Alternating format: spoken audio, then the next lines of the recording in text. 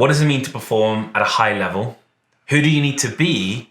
What does that look like? Oh, and we've got Chi with us today.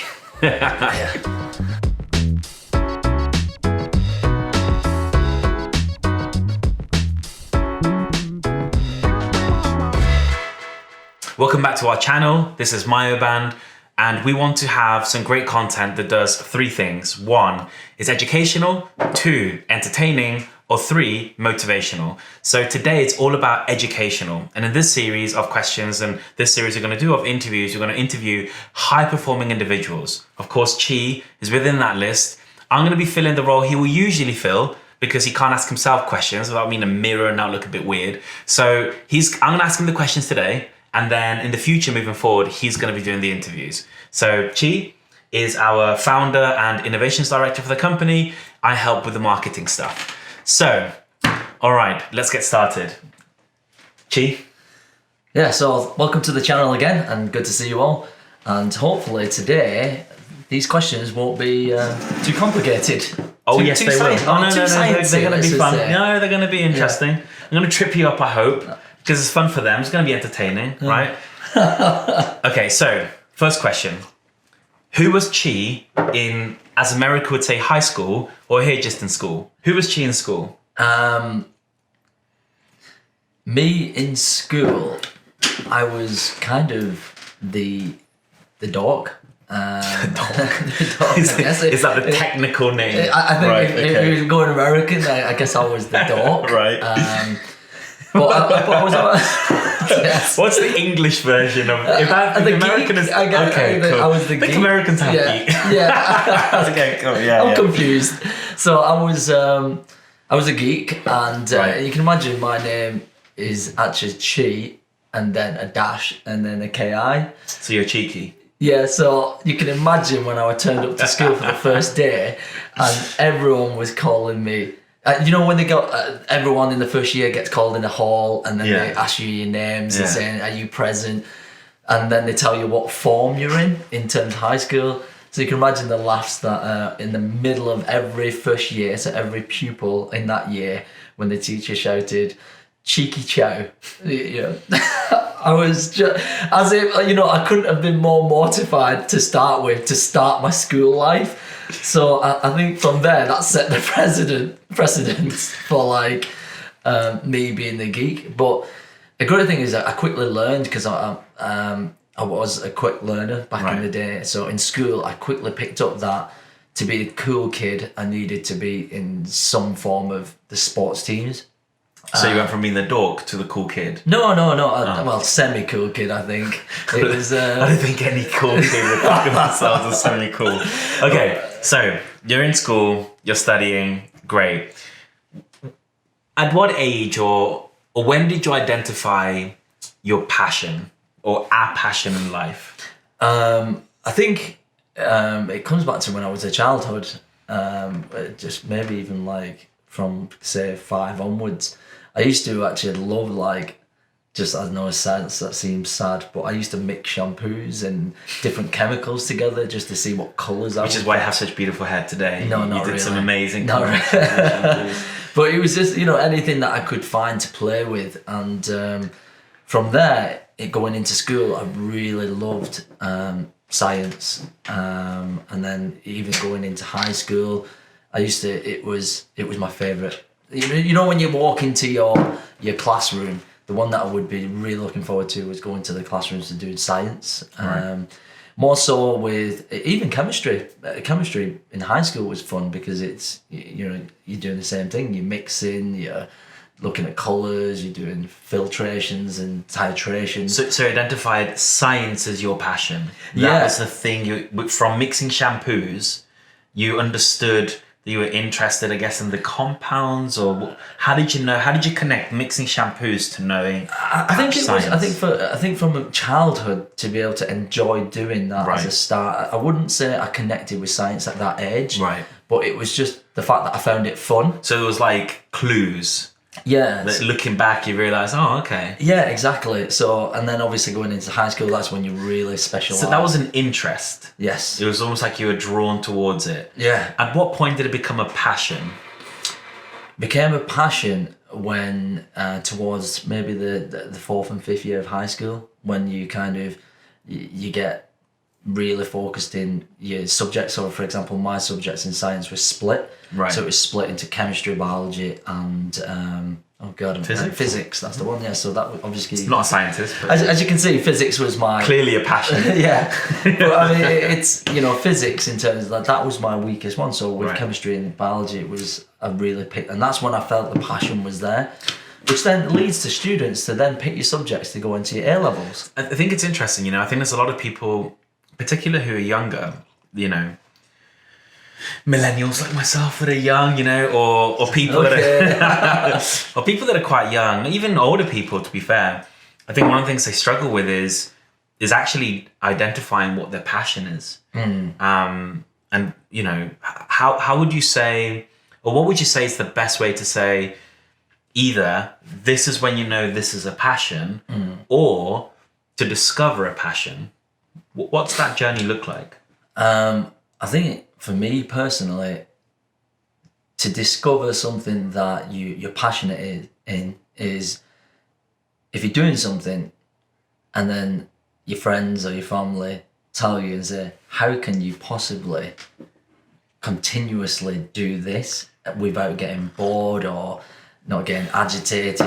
So it's a bit like if you're constantly just reading about something or constantly just so it almost becomes like an obsession. It becomes an obsession, and you won't know because you probably think that's not your passion because but when other people give you feedback and say, why how can you possibly watch that one episode of, I remember there was a cartoon and it was called I think it was I can't remember the name, but it was a cartoon version of biology, and it was in 6 parts, and it used to be brilliant. It showed you like cartoon versions of like blood cells, and it was fantastic, right?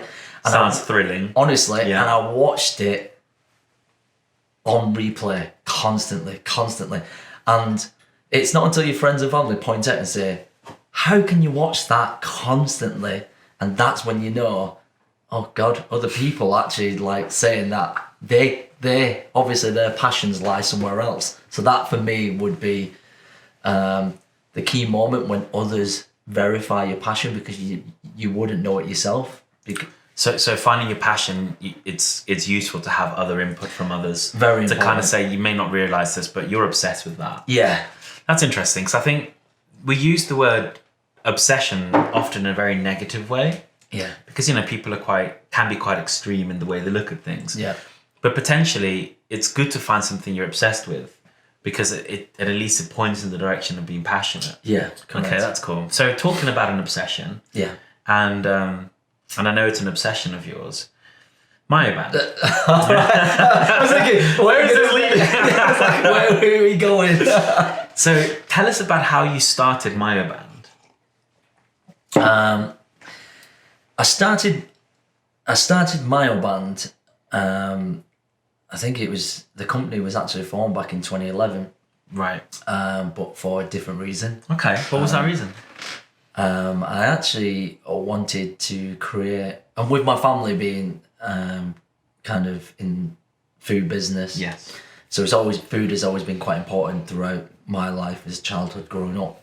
So with us being that, I wanted to create something that would alleviate my dad's stress in terms of his physical workload. So I started the company 2011 on patenting a rice fryer. A rice fryer? Yeah, it's a rice fryer. So if you can imagine like restaurants and takeaways, they have people are constantly on woks, right? And you can imagine the repetitive strain injuries they can do with like the elbows and the wrists.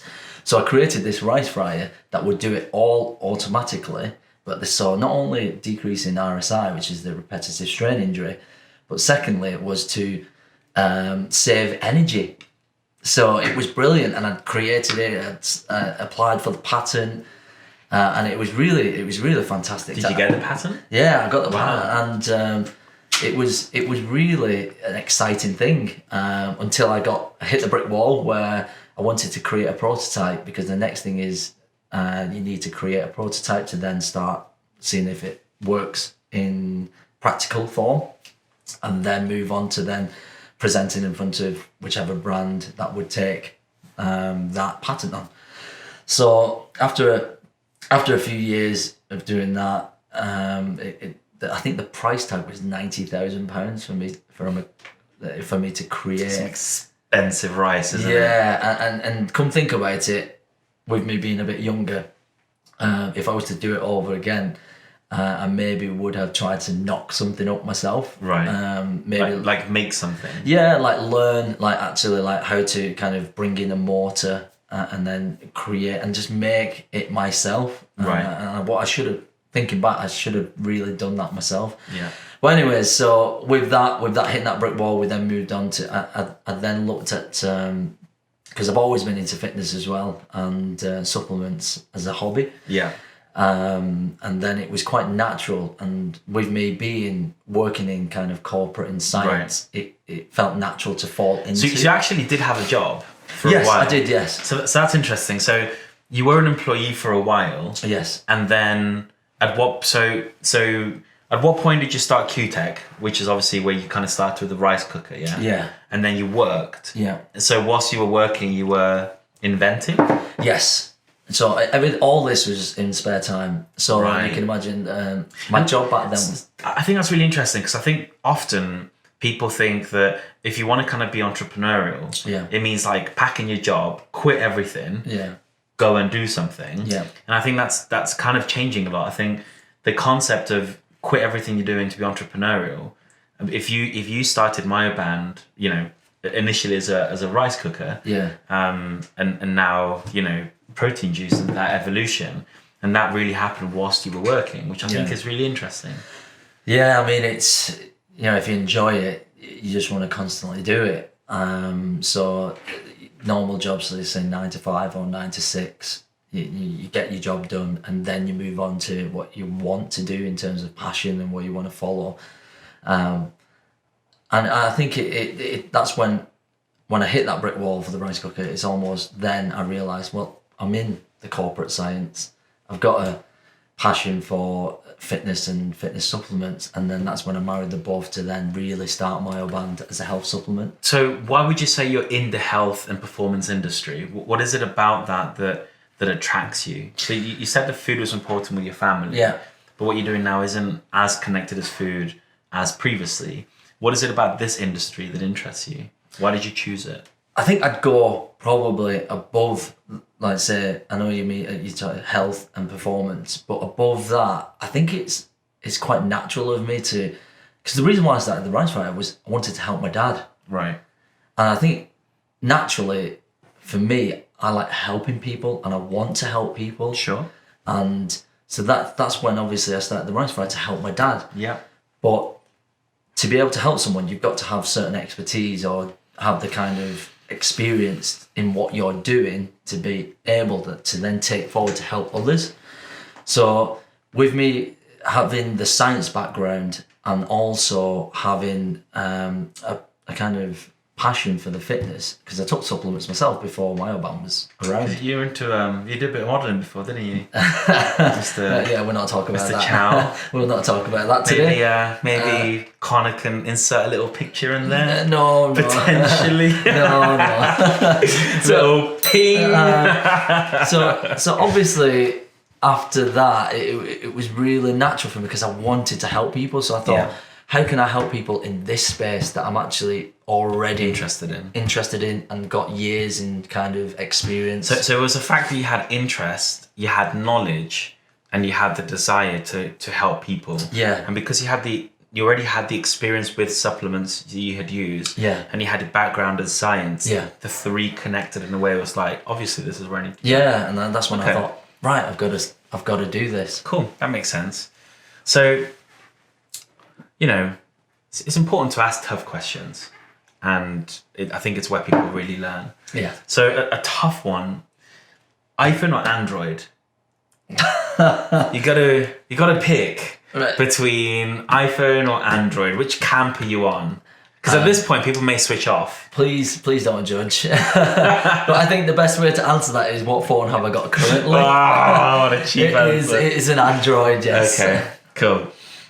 So which is a bit of a fail, but that's fine. Yeah, as you can tell, I'll let you get away with it. Jase is an Apple man. No, well, I'll go with whatever's best quality. Now, I think, speaking of failures, what would you say is the thing that people fail in business? Because, obviously you started your journey almost 10 years ago now. Yeah. And you've probably seen, once you're in that industry, you meet other like-minded people. Yeah. And you meet other business owners, other entrepreneurs. Yeah. And you see people start ideas and then you see them fail. Yeah. Right? What would you say you've seen that is probably a common denominator in which people fail when they try to get into doing their own business? I think if we go back to the conversation we had when you mentioned, like, when you've got the day job, I think when you have an idea is only just an idea. So what you really want to do is actually put it into practice, and what you don't want to do is put all your risk in doing that by quitting your day job. I mean, if you've got something great, because you've got all the other hours, like during the weekends after work, to apply it and try and do some and see if it works. And I think the main thing for me. So in essence, it's doing it too early. Yes. Like, you need the right time to start the business is really important. Yeah. And then imagine they start the business and it's the right time, they're making some money, they still fail often. I think it's like 90% of businesses fail after a period of time within the first 5 years. Yeah. And often that happens after a bit of growth. It's usually, like, why do you think that is? I think there's a multiple range of like why a business would fail. But what would you say is the denominator that maybe most of them share in common? Or is it hard for you to kind of... I mean, if you're talking about just a common denominator, is just a lot of businesses die because of the cash flow. Cash flow. Yeah, because without the cash flow, it's seen as like the blood of the system. And without the cash... There's a saying that you have, which I quite like, isn't there? Which one's that one? Vanity, sanity, and reality. Oh yes, yeah. What is that one? Share it with the audience. So I think what we, from my kind of, because obviously I have a mentor as well, who was supposed to be here today. But his one, which I really do like, is... But it's okay not to be here today because it's his birthday, to be fair. Yes. Oh, yes. Yes. Which it's a pretty big birthday. And that's what we'll say. So to not travel up north for this wonderful interview is understandable, isn't it? Correct, yes. So, and we'll not mention the age. No, just that we love you, Mark. That's all we'll say. So in a way, I think the saying that it's a pretty big age, isn't it? It's a big one. Let's skip past it. So in a way, it's revenue is... I think you're going to have to cut this. No, keep going. I think honestly, I'll help you because I've memorised it. So basically it's revenue is vanity. Yeah. Margin, or you can say margin or profit, is sanity. Uh-huh. And then cash flow is reality. Cool. I think that's nice. I like that. Yeah, it is. Okay, so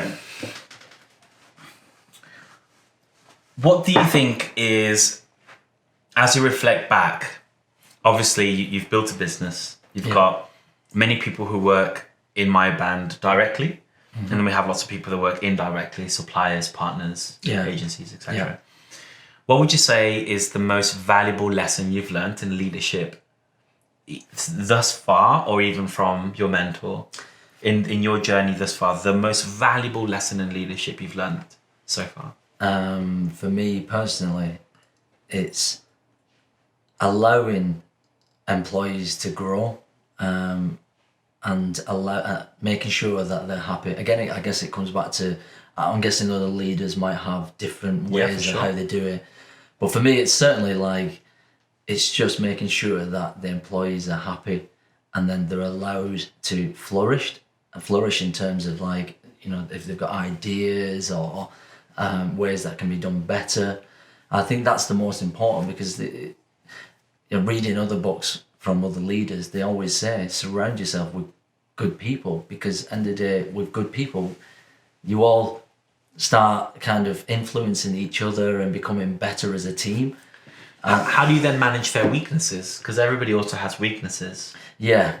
So in terms of managing the weaknesses, how I usually would manage someone's weakness is if there is systems that we can put in place that would mitigate those weaknesses, then that would be the best way. Because I always think like there's no point trying to point fingers saying you're weak in this, because I just don't think it works. I think what we need to do is kind of almost cradle in terms of like how can I fortify this individual's weakness, whether it's through systems or are they in the wrong department, do they need to be in a certain another department, and that's how I would do it. Okay. Just from what I've learned so far. Okay. And it's obvious you mentioned reading other books and kind of observing from the outside. What brands would you say you most admire? Brands. I know you're gonna love this one, because obviously, and even though I've got an Android phone. Oh, look at that. Yeah. Of course it's like that. I just say it. Yes, I admire Apple. Of course you do. Yeah. Who doesn't? They just became the first $2 trillion company. I didn't know that. No. Like yesterday. I did not know that. How mental is that? I mean, I can't even fathom that. But it just shows that, it is a great company to look up to. And even when you've told me in the past, when you say, with Steve Jobs and interviews, it's, the largest startup. What a line and what a business model to base a business on. And which other brand would you say you admire? Another brand. And learn from. Yeah, another brand that I would learn from is Amazon. It's even though they're kind of taking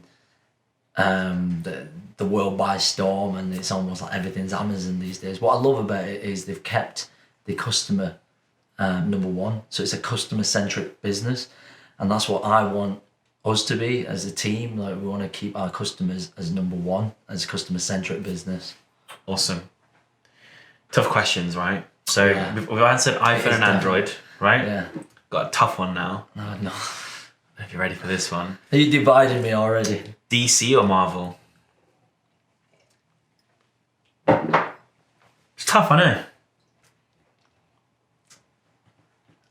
I think both. No. But No. I've not finished the answer yet. No, that is the answer. That's a rubbish answer. Let's try again. Chi. DC, Team DC or Team Marvel, where are you and why? I would say Team Marvel.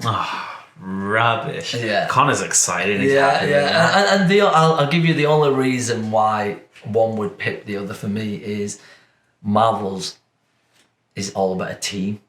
And I know there's Justice League in DC. Yeah. And that's a team. So the team. The team. Yeah. But I think in terms of a team unity and how they work together, Marvel, that's for me, yeah. And that's the only reason why. I think they're great. They're both great. So DC, you're great too. No, so you're dead to them. Anybody Team DC right now, they're like, Chi, no. Yeah, I mean, Okay. we do carry their products into, Well, all right, fair enough. Okay, so you touched on books. Yes. So what would you say is your favorite book? And if somebody wanted to perform at a high level, if somebody wanted to be able to achieve better results, what would you say is the one book they should be reading today? Whether that's downloading the Audible, whether that's buying the physical book, the Kindle, whatever. What's the one book you would say, start there? My one would be Sun Tzu, The Art of War. Okay. Why? I think in today's world, business is the war. Right. Okay.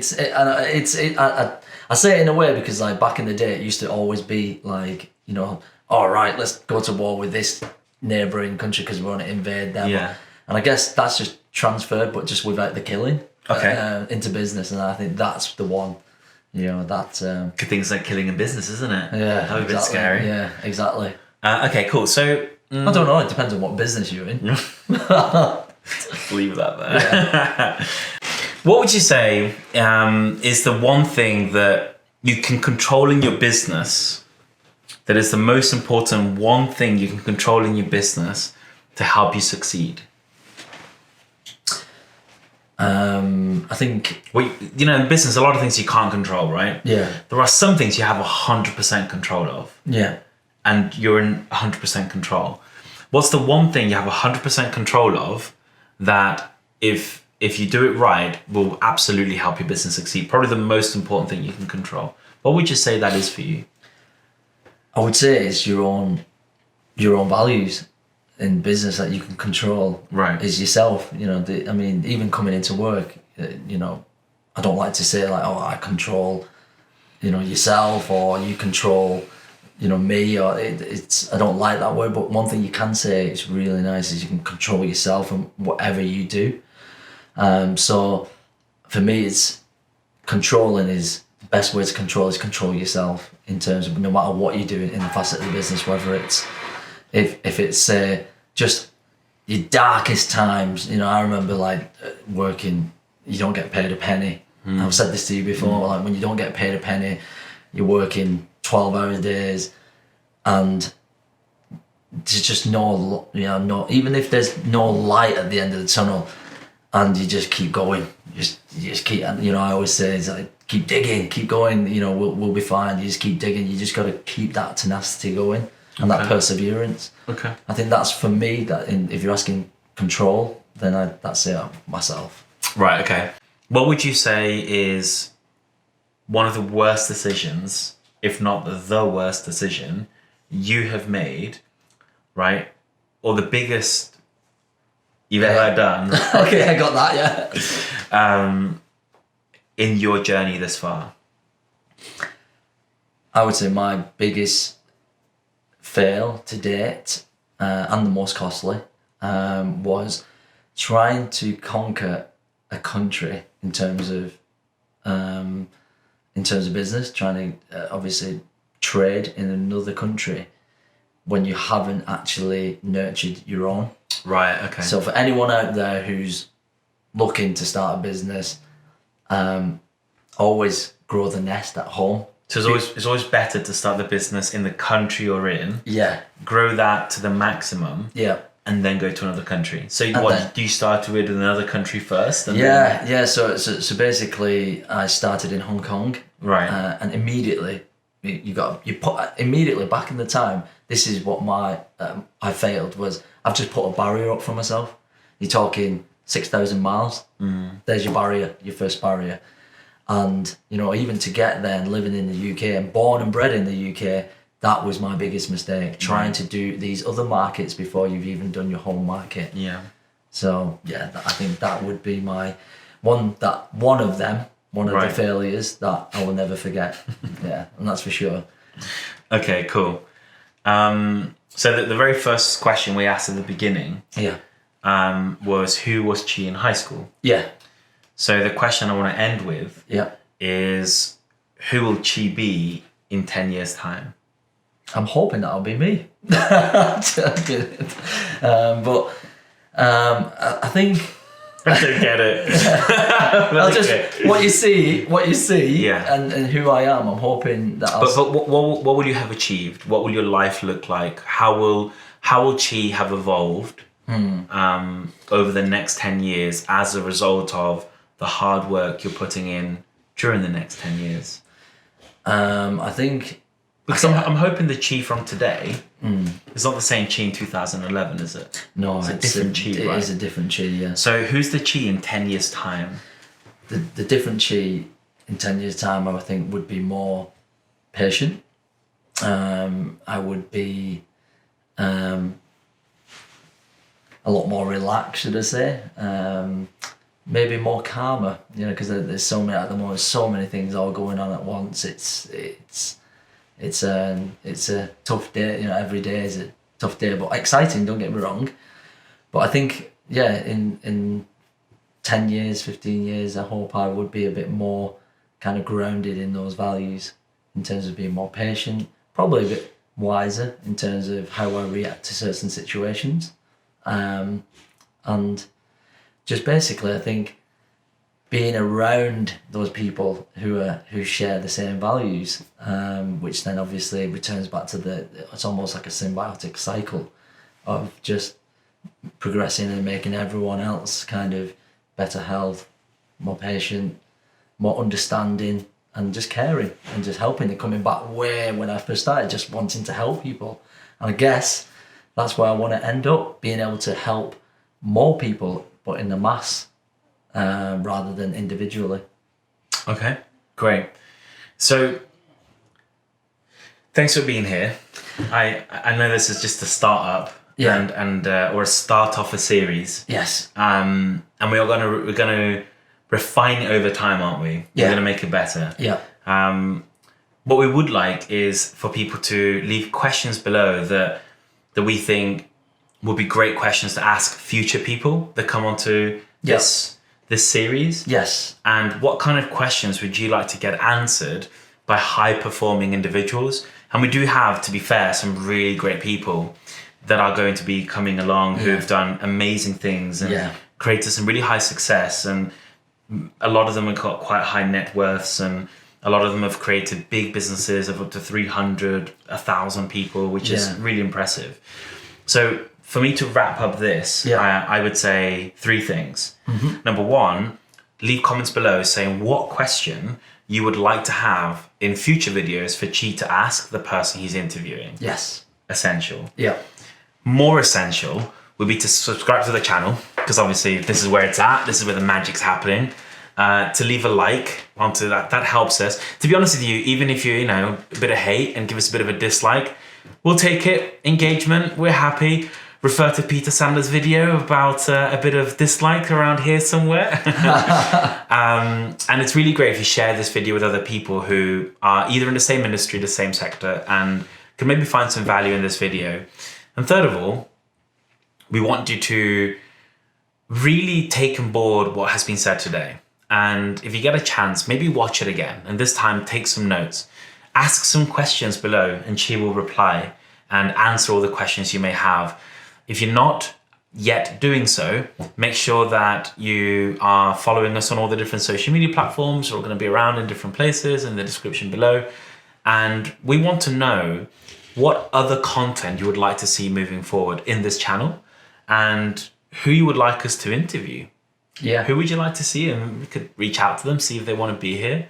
There is one final thing I want to finish on. Yep. I don't want to hook up products, but I'm pretty excited about this, right? And I'm excited about this because I'm somebody who wants to perform at a high level. And I'm somebody who wants to be the best that I can be at what I'm doing. Yep. And I know that today, as of the 20th of August, 2020, we are waiting for a new mental focus. Correct. And this is very different. So it's one of those products that it's quite new. It falls onto the nootropics market, right?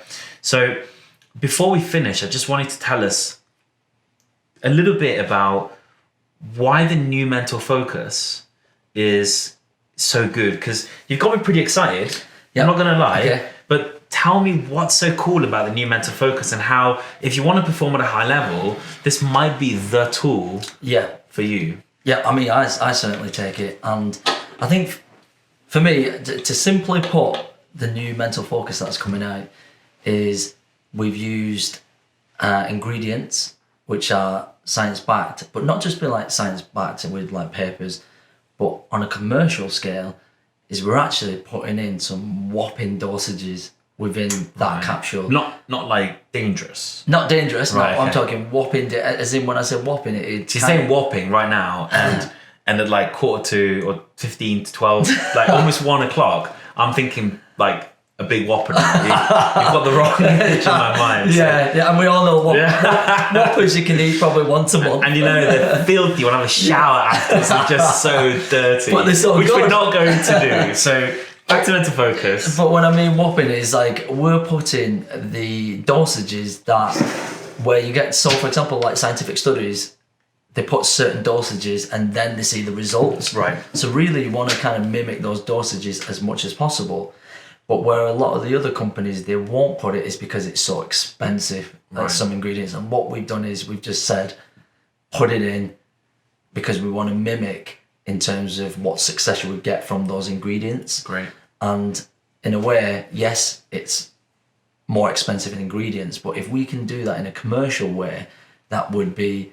so are we talking like £50 for the new tub or something? Like No, when you no, say it's no, more no. expensive. It's when I say more expensive, but also still commercially accessible. Right. So what will the new tub cost? I would have to come back to you on that. But Roughly, what's the price range? I would probably say anywhere between £20 and £25. Right, okay. So, and a lot of new And tropics. how many do you get? 30 days. Oh, wow, okay. So, and a lot of new It's like tropics. £1 a day or something. Yeah, it's £1 a day. And whereas a lot of new tropics out there, you're probably talking £30. So what we always kind of believe in is we want to kind of make sure that it is commercially accessible to consumers to get the benefit. And that's, again, it comes back to, how can I help other people, but without being, I'll just price this at £100. Right. Even though like there's very expensive ingredients, I think what we'll always try and be. So what will it do? How will it help me? Focus. Right. Mental focus. Yeah, that's a good one. Memory. Oh, wow, okay. And your cognition. Okay. Which means? So it almost to the point of the speed of how you access your memory and bring it to the part of the brain where it would be used. So it's a speed in terms of like getting it from your, here if you don't want to go scientific, from your hippocampus to wherever you want it to go. Right, okay. That's it. So it's going to make you like perform mentally. Mentally, at a high level. yeah. Okay, great. So subscribe to what's going to be the #1 channel on YouTube for health and performance. Thanks a lot. Look forward to the comments. Catch you next time. Thank you, and Ciao. thank you for your time.